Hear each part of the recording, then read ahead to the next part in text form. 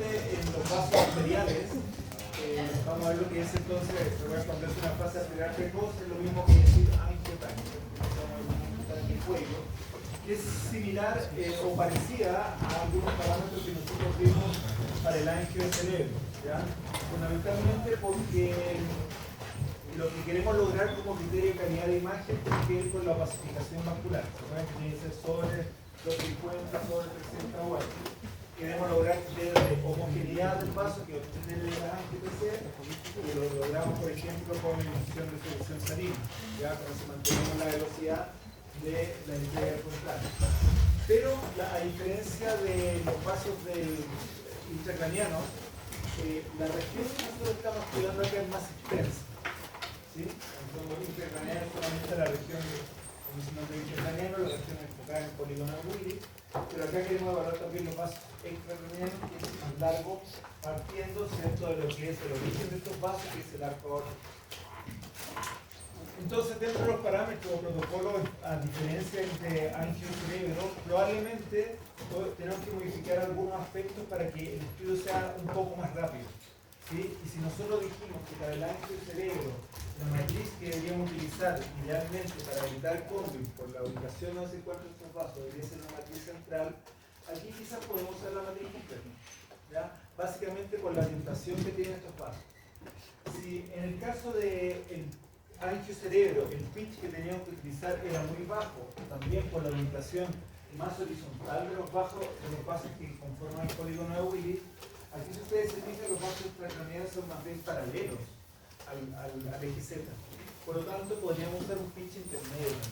Todo eso en función de qué? De que el estudio sea un poco más rápido, porque como les dije, el largo de estudio es un poco mayor, ¿ya? Esas son un poco las diferencias respecto a lo que es el angio-cerebro. El resto se mantiene relativamente igual. La otra diferencia, que lo vamos a ver en imágenes, lo estoy adelantando un poquito, es a cómo hacer la orientación del estudio. En el caso del angio-cerebro, ¿cuál es la orientación que nosotros tenemos que tener del estudio? Me refiero si es cráneo o caudo craneal, para evitar un criterio de calidad de este angio-cerebro, que es evitar la contaminación del seno carotídeo. Por tanto, ¿cómo deberíamos hacer el estudio? Caudo craneal. Muy bien. Ahora, en el caso del angio de cuello, ustedes lo pueden hacer caudo craneal, como también lo pueden hacer cráneo caudal. Ya ahí vamos a ver un poco las ventajas y desventajas de uno y otro. Ya se puede hacer realmente. Bien, entonces la utilidad efectiva para este tipo de angio es mayoritariamente para estenosis carotídeas, que son bastante frecuentes, sobre todo estenosis a nivel del bulbo carotídeo, es decir, la separación de la carótida común en interna y externa. Ya muchas veces ahí se forman placas por el cambio, digamos, en la turbulencia de los vasos una vez que se dividen en interna y externa, y ¿cierto? Se forman ahí placas que generan estenosis. Entonces es frecuente hacer angios de cuello para evaluar el tejido de la. Pero también para enfermedades que tienen que ver con alteración del tejido conectivo y forma parte de la pared arterial, que son, por ejemplo, algunas vasculitis como el síndrome Marfan, el Takayasu, entre otras, que producto de la alteración del tejido conectivo se pueden generar, por ejemplo, microneurismas. Entonces, para esos microneurismas nosotros también podemos hacer este estudio. Y para patología isquémica cerebral, nosotros lo vimos la semana pasada, que la isquemia cerebral nosotros la evaluamos en función de, en el caso de tomografía, ver inicialmente si en el estudio sin contraste habían ciertos signos que podían estar indicando esta patología, o hacer un estudio de perfusión que nos entregue una mayor sensibilidad para la isquemia, o complementar también con estudios de angio-cerebro. Pero cuando se hace el estudio del angio-cerebro, la explicación de por qué puede haber una disminución de flujo hacia el opaco cerebral podría estar dada por una estenosis a nivel carotídeo. Entonces muchas veces el angio es tanto intra como extracraniano, ya se hace en el angio. Ahora, cuando nos piden un angio de cuello, el rango de estudio, como les dije, tiene que incluir el arco aórtico completo, porque ahí nacen los vasos que van hacia la cabeza y el cuello, y hacia el superior tiene que incluir hasta el polígono de Willis. Por lo tanto, un angio de cuello también incluye el polígono de Willis. También está incluido eso. El angio cerebro es específicamente del polígono, pero el de cuello incluye ambos.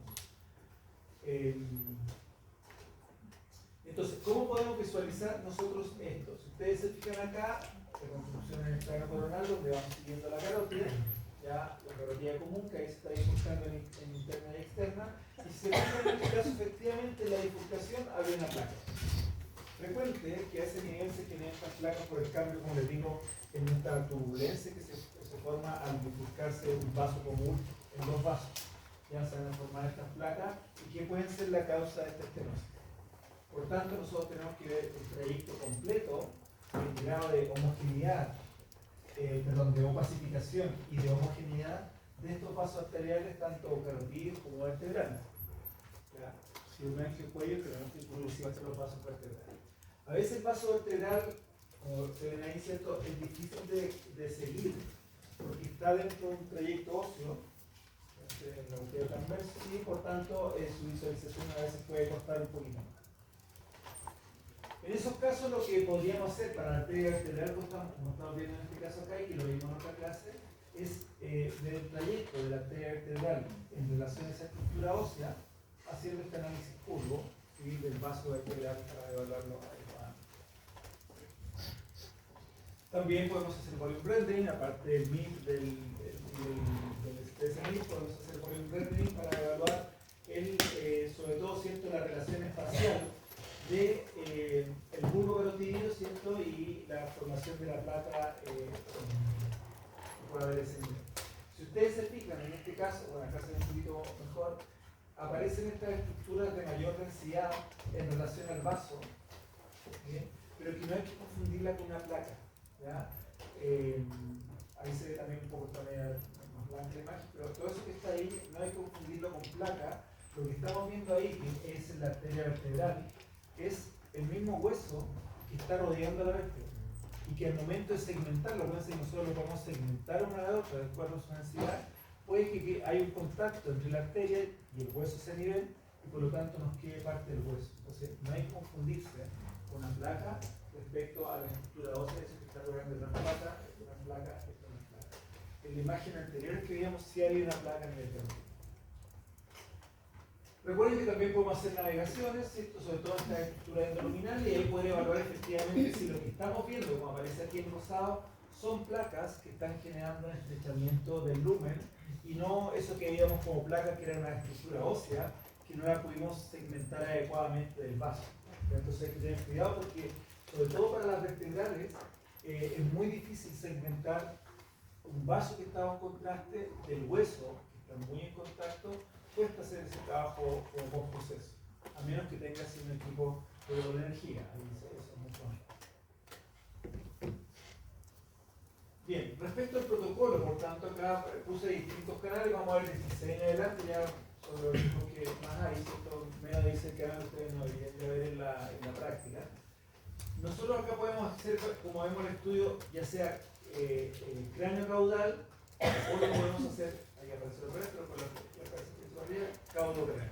Ambas formas son correctas de hacer el estudio. Si nosotros hacemos el estudio caudocraneal, tiene una lógica, y es que vamos siguiendo el flujo de la sangre, ¿cierto? Entonces vamos siguiendo el flujo de la sangre.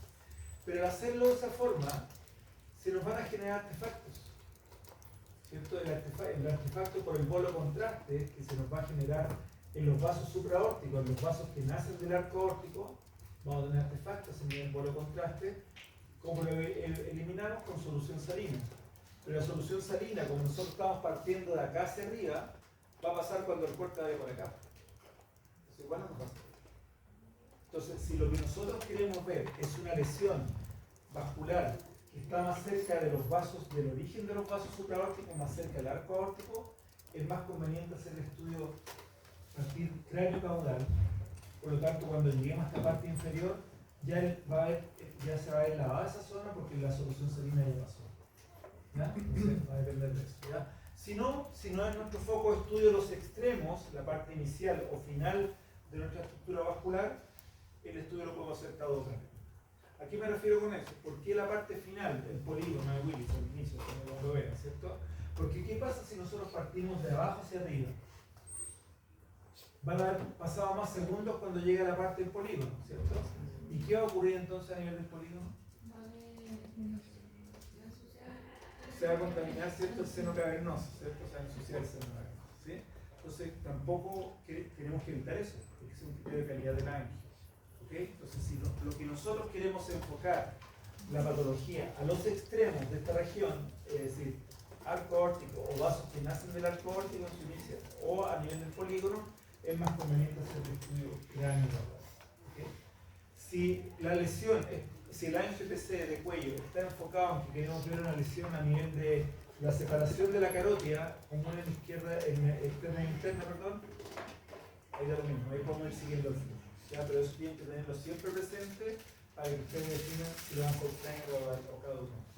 Si yo hago el estudio caudo-craneal y el estudio se demora 8 segundos, estoy inventando, no que se demora 8 segundos, 8 segundos, y el estudio ahora lo hago en el otro sentido, ¿cuánto es el tiempo demora el estudio? Lo mismo 8 segundos, va a durar lo mismo, ¿cierto? Pero la pregunta es, ¿dónde creemos que esos 8 segundos nos afectan más o menos lejos? ¿Cierto? Si partimos arriba, insisto, van a pasar 8 segundos cuando lleguemos acá abajo. Le dimos el tiempo a que la solución se viniera nada. Y ya nada, hay artefacto por lo tanto. ¿Sí? Aquí arriba partimos los primeros segundos. No va a haber contaminación del seno cavernoso. Cuando lleguemos a esta parte media, el bulbo carotillo, ¿cierto? Da lo mismo. Van a ir los mismos 4 segundos. Entonces lo mismo si lo hago cráneo caudal o caudal. Entonces, eso respecto a la orientación. Respecto al espesor de cortes, si estamos en equipo de 16 canales en adelante, ya los cortes tienen que, lo mismo que para el angio se debe ser cortes submilimétricos, son vasos pequeños. La carótida probablemente, sobre todo carótida común, es de mayor tamaño, un corte un poquito más grueso lo podemos ver. Pero recuerden que el angio de cuello no es solamente de la carótida, es de la vertebral. Y la vertebral es el gran problema. Ya, por tanto, tienen que ser cortes submilimétricos. La configuración de la matriz de detectores, sí, acá fíjense, dice 64 por 0C25, en este caso que es 64 canales, o sea, estamos usando la matriz completa. O sea, podemos usar la matriz completa porque con un largo estudio es mayor, queremos que el barrido sea más rápido. Vamos a usar contraste y solución salina, acá el volumen de contraste dice 70-90, 70-90 de contraste, volumen que podemos disminuir, recuerden, si es solamente un estudio angiográfico para ver arterias contrastadas, el volumen se puede disminuir. ¿Cuánto lo vamos a disminuir? Ustedes ya saben cómo hacer cálculo, regla de 50-75% según la cantidad de canales que tenga el equipo. Este equipo es 64 canales, por tanto, ¿qué regla usarían? 64 canales. La del 50%. Si es menor 64 canales, la del 75%. Flujo elevado de inyección de contraste, lo mismo que para el angio cerebro. ¿Bien? Y idealmente, ¿cierto? Si no tenemos un delay teórico correcto, que debería ser de 16 a 20 segundos, usar Volustec. No Volustec, ya sabemos por qué, nuevamente contaminación del cerebro. Bien, entonces el flujo de inyección tiene que ser alto, 4 o 5 ml por segundo, tiende a ser más alto, recuerden, para el angio cerebro, que son vasos más pequeños. Recuerden, mientras más pequeño el vaso, más alto el flujo. Cobertura matriz relativa, ¿cierto? 20-40 milímetros, es decir, podríamos usar la matriz completa sin problema. El tiempo de retardo, muy importante, el tiempo de retardo o el bolus tracking, si ustedes van a usar bolus tracking. ¿Por qué? Porque, y esto siempre doy el ejemplo, porque alguna vez algún exalumno, ¿cierto? Después trabajando me dijo, profe, usé esto, y quedó súper mal. Entonces, claro, y dije, ya, ok, ¿cómo hizo la angio cuello? Yo lo programé de arriba a abajo, porque ya, ok, y lo hizo con delay teórico, no con bolus tracking, como aquí dice, ok. ¿Y dónde puso el ROI? En el arco, en el arco, aquí parten los vasos. Pero usted dijo, partió aquí abajo. Entonces, ¿se acuerdan que si yo hago un bolus tracking, el ROI tiene que ser lo más cercano donde vamos a iniciar la hélice? Si yo puse el ROI acá, aquí hice el bolus tracking y partí el barrido acá, ¿qué ocurrió? Una vez que llegué al umbral, la camilla se tiene que desplazar hasta el sitio de inicio de la hélice y recién va a partir. ¿Sí? Por tanto, si ustedes en este caso van a hacer el barrido cráneo caudal, el bolus tracking, como dice acá, tiene que estar más cerca de la carótida interna en su parte a nivel de C1, ¿cierto? Llegando a la base del cráneo. Porque de ahí vamos un poquito más arriba, vamos más arriba. Si el estudio lo van a hacer caudo-craneal, que dijimos que también se puede hacer y que para algunas situaciones anda súper bien, ahí sí el ROI lo van a poner en contra, porque van a partir de acá. ¿Ya? Entonces, para que no se les confunda eso, de dónde poner el ROI y dónde van a empezar la hélice, tiene que ser siempre lo más cercano, idealmente el mismo punto, para que no haya esta desfase de tiempo, ¿ya? Y la camilla se mueva. Volumen, dijimos que eso lo puedo controlar, mejor aún con la regla del 50-65%, según la cantidad de canales. Pitch, ya no es el pitch menor, como les dije en un principio, como el ancho cerebro, un pitch intermedio. ¿Ya? ¿Para qué? Para que el estudio sea más rápido. Manejo parámetros para obtener resolución isotrópica, ya, tiene que ver el peso de corte, con el default, y bueno, ahí se adquisición cráneo-caudal, pero recuerden puede ser ambas, cráneo-caudal o caudal-craneal. Lesiones en los extremos, cráneo-caudal, ¿cierto? Lesiones a nivel intermedio de los vasos carotídeos vertebrales, da lo mismo si lo hacen cráneo-caudal o caudal. Bien, dentro de esta range de 6 parámetros, este triple disminución de parámetros ya va a hacer que lo que nosotros queremos evaluar son las estructuras vasculares, lo mismo que veíamos en el ancho de cuello, en el ancho cerebro. Si nosotros en el ancho cerebro queremos pacificar bien el vaso sobre 250, idealmente sobre 300 watts, dijimos que aumentamos el flujo de luz. Pero a veces el flujo de inducción es insuficiente, o porque no podemos inyectar a más flujo porque restringe la relación del paciente, podemos disminuir el KB. Si disminuimos el KB en un angio de cerebro, ¿qué va a pasar con la visualización del parénquima cerebral? No va a ser correcto, ¿cierto? No vamos a ver bien el parénquima cerebral, ¿sí? Pero es un angio. El estudio es para ver vasos. Si queremos ver parénquimas, es otro barrido con otros parámetros. Aquí es lo mismo, ¿cierto? Si nosotros queremos hacer un angio de cuello, lo que queremos ver son los vasos del cuello. Por lo tanto, podríamos utilizar menos KB para pacificar el contraste, para ver el contraste en el vaso. ¿Okay? Por lo tanto, lo que estamos mejorando es la resolución de contraste, básicamente en ese caso. Y acá donde dice baja tasa de inyección, no se refiere a disminuir el flujo, se refiere a disminuir el volumen de inyección, básicamente, ¿cierto? Porque dijimos que en las angio arteriales el volumen se puede disminuir. ¿Cuánto? Distintos cálculos como hemos visto, regla 50, regla 75. Acuérdense que está el peso corporal, que en la actualidad no es lo correcto, es la grasa magra, el peso magro, ¿cierto? El que nos sirve para determinar de forma precisa el volumen a disminuir, pero siempre en los estudios previos. La dirección del cráneo, como dijimos anteriormente, puede ser cráneo caudal, donde se optimiza el retorno venoso, mínimo artefacto de oclusión, y caudo craneal persigue el polo arterial, que estábamos hablando antes. Entonces, los vasos del cuello, recuerden que para poder evaluar, aquí estamos viendo la carótida, pero si queremos evaluar adecuadamente las vertebrales, que dijimos que era más complejo, una técnica es hacer un doble escaneo, ¿cierto? Una fase sin contraste y otra con contraste, donde tengamos, ¿cierto?, una máscara y sustraemos por lo tanto el hueso. Eso lo hacen algunos equipos, como los equipos Canon, ¿ya? Que hacen esa sustracción del hueso a través de esa máscara inicial sin contraste. El problema de eso es que estamos haciendo dos adquisiciones, una sin contraste y otra con contraste con los mismos parámetros y por lo tanto el doble dosis del paciente. Respecto a las imágenes que nosotros tenemos para la ancho, si ustedes se fijan, acá el corte más superior a uno más inferior, vemos que en esta imagen, que es más superior, las arterias se ven contrastadas, es una ancho arterial, ¿cierto? Las venas no se ven prácticamente por nada de contraste, y por tanto, si no se ven con contraste, yo subo a nivel del seno cavernoso, que es donde partimos el barrido, no voy a ver contraste, no voy a tener contaminación central. A medida que voy bajando los cortes, esta imagen está al revés, esta debería ser el primer paso. A medida que yo bajo, si ustedes se fijan, la yugular ya empieza a tener algo de contraste. Y podríamos decir, me va a afectar la visualización de la carótida. Pero aquí son vasos súper grandes, o sea, no se nos va a confundir lo que es la carótida con la yugular al momento de segmentar. Como ha pasado más tiempo, a medida que yo voy bajando, partí acá arriba, terminé acá abajo, ¿qué va a pasar acá abajo? La solución salina alcanzó a la vaina. Y por lo tanto ya no tengo artefacto por lo contrario. Si lo hubiese hecho al revés, hubiese partido acá y hubiese terminado acá, estas primeras imágenes, la arteria se ve muy contrastada, porque vamos siguiendo el bolo de contraste, la arteria, pero íbamos a tener artefacto contraste puro. Y por lo tanto no íbamos a tener otros artefactos, una buena visualización del espacio. ¿Y qué hubiese ocurrido más arriba? Aquí en la parte más distal o final, y vamos a tener también contaminación de senos venosos, cuando no es lo correcto. ¿Ya? Entonces lo correcto es, si yo quiero evaluar los extremos, es hacer el estudio craneocaudal. Si yo quiero evaluar la parte central, los vasos arteriales centrales, da lo mismo si la hago craneocaudal o caudal.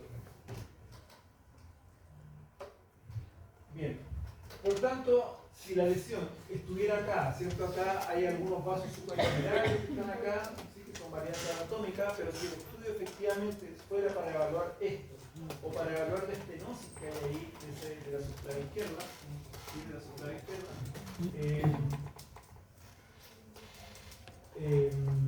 ¿cómo debería ser el estudio en cuanto a la dirección? Ahí es el cráneo, ¿cierto? Para dar el tiempo y no haya contraste público.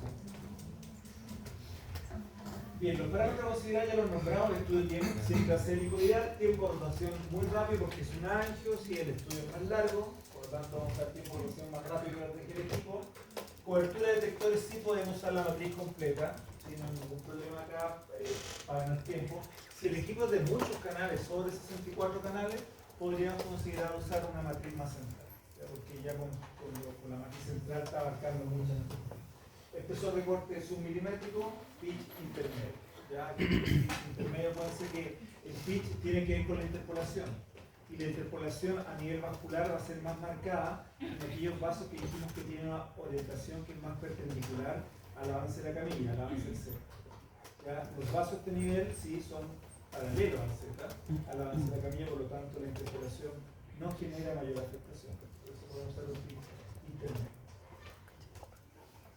El CABER, ¿cierto? Si usamos este CABER de 120 a 140, que lo vimos anteriormente, esto nos está ayudando, nos ayuda, perdón, en la visualización del vaso contrastado.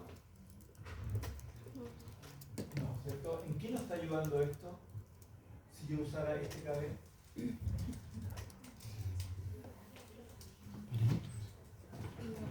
Ese CABER lo único que está haciendo es ayudarnos en mejorar o disminuir el artefacto de endurecimiento a nivel de los hombros. ¿Sí? Para eso nos va a servir ese CABER. Pero para la pacificación vascular eso no nos sirve. Tiene que ser un CABER mucho más bajo como vimos en la línea anterior.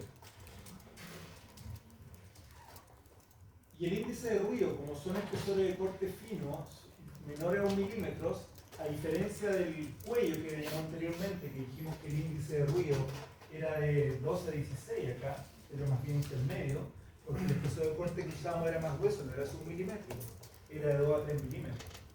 ¿Sí? Pero aquí estamos diciendo que el espesor de corte es submilimétrico, por lo tanto eso genera más ruido. ¿Cómo compensamos? Con más miliamperes. ¿Ya? Pero con un índice de ruido, por lo tanto el índice de ruido tiene que ser menor a 10. Mientras más pequeño es el espesor de corte y queremos evaluar la solución de contraste, menor tiene que ser el índice. Este filtro de alta frecuencia es lo mismo que está acá, que solamente para que ustedes hagan veamos un poco la diferencia. Este cabe alto dijimos no nos sirve para pacificar el vaso en un año, nos sirve para el endurecimiento, ¿cierto? Artefacto de endurecimiento en los hombros. Y el filtro de baja frecuencia, ¿cierto? Lo que nos sirve efectivamente es para ver este vaso, ¿cierto? Que es tejido blando, por lo tanto resolución de corte. Siempre un filtro de baja frecuencia donde el corte es 1 milímetro. Bueno, esto ya lo dije anteriormente, así que lo voy a pasar rápidamente. La visualización por dirección de adquisición. Esta adquisición, bueno, ahí está bien. Pero se fijan la diferencia en los extremos, lo que está pasando al hacerlo caudo craneal. Se fijan el artefacto que está viendo, y eso nos podría mascarar algunos de los vasos que están a ese nivel. ¿Ya? Insisto, yo no estoy diciendo que hacerlo caudo craneal sea incorrecto, pero en los extremos no es lo más adecuado. ¿Cierto? En los extremos, si yo quiero evaluar los extremos, la parte de abajo, la parte de arriba, es mejor hacerlo craneocaudal. Para la parte quizás más frecuente que haya lesiones, como les dije en un principio, que es la bifurcación de la carótida común entre interna y externa, ahí lo pueden hacer caudo craneal siguiendo el flujo. A medida que vamos subiendo, ¿cierto? Va a empezar a haber, como ha pasado más segundos, va a empezar a haber contaminación de la vena. Y por lo tanto, fíjense ahí toda la vena está muy contrastada, similar a la arteria, Y si seguimos subiendo, que no lo tengo ahí, el seno cavernoso también se va a ver con contraste. Y por lo tanto la segmentación de la carótida, segmento C4, respecto al seno cavernoso va a ser muy confusa. Las reconstrucciones, ¿cierto? En MIP en los distintos planos. Y fíjense, por tanto, si yo quiero ver esta zona, ¿sí? Ahí va a dar lo mismo si el estudio lo hago caudo, craneal o craneal. Si es esto, si miren cómo se ve esta zona en este caso, no se ve nada por el artefacto. Y la zona de arriba se ve con contaminación de seno venoso. En cambio, la adquisición cráneo-caudal, si queremos ver los extremos, fíjense, aquí está la carótida interna, segmento C4, hacia afuera está el seno cavernoso, que aquí no se ve con contraste, porque estamos partiendo de ese nivel. ¿Sí? A medida que vamos bajando, siempre vamos a seguir viendo arteria solamente, arteria, todavía no vemos vena con contraste. Vamos a bajar, aquí no se ve, pero ya en algunos casos se puede empezar a ver la vena, bien, se puede empezar a ver la vena con contraste, pero aquí ya no nos va a afectar. Y a medida que bajamos más aún, ¿cierto? Ya no tenemos el artefacto contraste puro. Fíjense aquí el tronco venoso brachiocefálico, la vena cava superior está lavada. Pedimos el tiempo para que la solución salina lavada. ¿Ya? Recordar además, ¿cierto?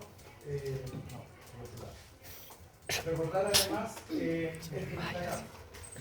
cuando ustedes logran una alta impregnación vascular, vamos a ver el vaso efectivamente muy hiperdenso. Y por lo tanto, si lo ven de otra forma, muy blanquito, ¿sí? Y por lo tanto se nos podría confundir con esas placas de calcio que dijimos que a este nivel son frecuentes y que generan estenosas. Para que eso no ocurra, ¿sí? Porque muchas veces se les puede pasar de largo, tienen que visualizar siempre con este tipo de ventana, que es una ventana angiográfica, ¿sí? Una ventana angiográfica, y ustedes ahí diferencian el calcio que está presente en la pared respecto al vaso.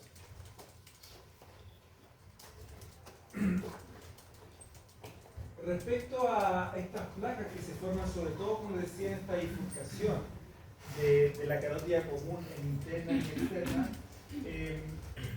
con los equipos actuales sí se puede hacer evaluación de la vulnerabilidad de estas placas. Es decir, si esta placa tiene una alta probabilidad de desprenderse y formar cierta oclusión hacia el distal, de romperse efectivamente la placa, de que tener un trombo, de tener un émbolo, etc. Entonces la placa se evalúa en función a su valor UH y al realce que se logre en la pared respecto a la placa que está presente. Nosotros podemos evaluar la hemorragia de esta placa cuando se alcanzan valores menores a 30 UH, lo cual como diagnóstico clínico está asociado a un embolismo distal, es decir, un émbolo que se va a generar distalmente y que puede generar un isquemia cerebral. La formación de un núcleo lipídico, ya que tiene un centro necrótico y que ese centro necrótico es indicativo de que esa placa tiene mucho componente líquido y por lo tanto está necrosando. Cuando tiene mucho componente líquido, me está diciendo que es una placa vulnerable, que es una placa inestable. Por lo tanto, el riesgo clínico es una inestabilidad mecánica. Desde el punto de vista de formación, que es lo que nosotros vemos en la tomografía, vamos a ver que el valor de Walton puede ser incluso negativo de la placa. ¿Por qué? Porque tiene un componente mayor de grasa. Sabemos que la grasa es un valor negativo. Y una capa fibrosa delgada indicativa, la capa fibrosa, que es la capa que cubre esta pared de la arteria, que esté delgada, por lo tanto vamos a tener un realce contraste muy finito, muy delgado, cuando la pared capta, ¿cierto? Está indicando que esa placa está a punto de romperse, ¿ya? Lo cual también es complejo. Y puede haber también una extravasación cuando se rompe efectivamente por un origen de tipo tromboso. Entonces, todo eso nosotros podemos verlo efectivamente porque la placa puede tener calcio y el calcio está generando una estenosis. El calcio puede estar asociado a que esta placa que tiene calcio y tenga un componente necrótico porque es rico en líquidos y pueda generar por lo tanto una placa vulnerable. Si nosotros tenemos una placa que tiene mucho calcio y la queremos evaluar adecuadamente, va a ocurrir esto que está acá. Vamos a tener endurecimiento, ¿cierto? Producto del calcio. ¿Bien? Y lo correcto, por lo tanto, es verlo de esta forma. Para lograr esto, la única forma que tenemos es con un equipo de doble energía. ¿Se acuerdan lo que les decía recién? Cuando en esa imagen de reconstrucción se veía la vertebral con una placa como que era de calcio, o sea, era de calcio, pero no era de una placa en la pared, sino que era del hueso, lo rodeaba. ¿Ya? Si yo tengo un equipo de doble energía, puedo hacer la separación correcta por valores cercanos. Y ahí yo puedo evaluar entonces, si le saco el calcio en esta placa, veo presencia de líquido, veo que hay una hemorragia en la placa, veo una pared más delgada que puede estar indicando una ulceración. Entonces, para terminar, esto es muy importante y esto que tiene que ver un poco con la pega que va a tener usted, ¿cierto?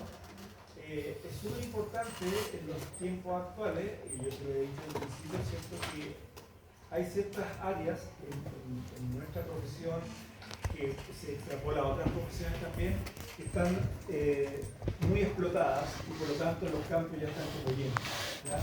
Si nosotros vamos a la parte netamente clínica, es decir, ir a trabajar en un lugar, trabajar en un lugar, trabajar en un profesional, lo que sea, está muy copado, ¿sí? Sin embargo, y esto no es como ciencia ficción, esto es lo que se está haciendo ya y se está haciendo en muchos centros y por lo tanto hay áreas de desarrollo separadas de la clínica que tienen que ver con esto, porque en el fondo lo que es la radiónica, es decir, procesos computacionales, ya procesos informáticos, en los cuales los datos que se pueden evaluar, sobre todo con nuestro equipo de doble energía, estudios espectrales, se pueden separar los componentes de la placa, tenemos la placa grasa, el componente graso, una capa más finita, componente intrahemorrágico, etc.